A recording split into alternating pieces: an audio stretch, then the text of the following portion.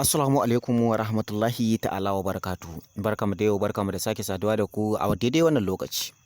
A yau na san maganganun da zamu faɗa maganganu ne waɗanda za su yi matuƙar baku mamaki, musamman ma idan ka ji kuma muka tantance ma kuma muka tabbatar ma da wane ne ya fi kuɗi a cikinsu. Na san tabbas za ku yi matuƙar mamaki.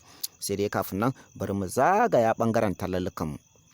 Ina waɗanda suke buƙatar a buɗe musu sabon YouTube channel, ma'ana kama yaran mawaƙa waɗanda suka taso, waɗanda suke so waƙoƙinsu su yi yawo a duniya, waɗanda suke so waƙoƙinsu su yi suna su ma a san su kamar yadda aka san manya-manyan mawaƙa. Ina waɗanda suke son fara harkar comedy da kuma fina-finai, waɗanda suke so comedy dukansu su yi yawo a faɗin duniya, da kuma waɗanda suke so za su fara harkar labarai domin harkar labaransu su yi yawo a faɗin duniya, da ragowar masu program da dai sauransu, da kuma masu son su dinga ɗora bidiyon waƙoƙi har izuwa audio, da kuma masu son su dinga ɗora manya-manyan fina-finai har izuwa ƙananu.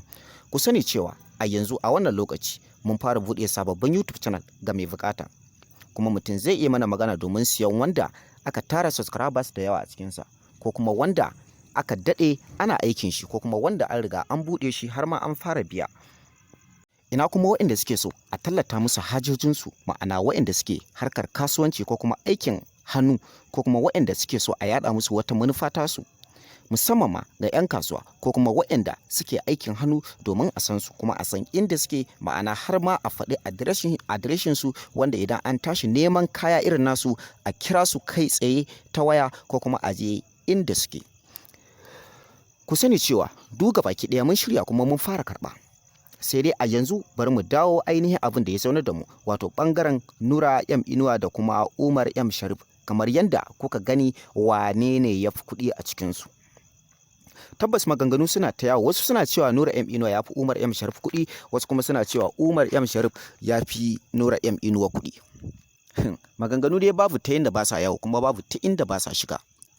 Idan kowanne ka ɗauko tarihin rayuwarsa, yana da matuƙar amfani kuma yana da matuƙar girgizawa, musamman ma Nura M Inuwa.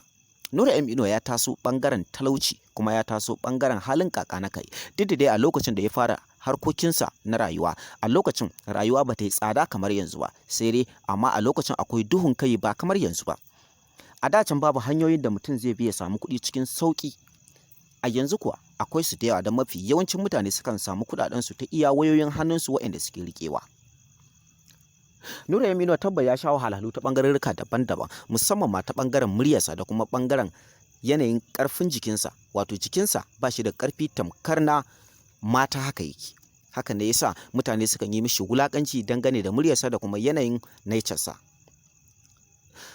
Nura M Inuwa tabba ya sha wahalhalu ta ɓangaren rayuwarsa, tunda Nura M Inuwa har gyaran mashin yayi, kuma ya sha gwagwarmaya sosai ta ɓangaren rayuwa, musamman ma a lokacin da ya fara harkar waƙa ya sha wulaƙanci na ɓangaren rayuwa daban-daban, amma a yanzu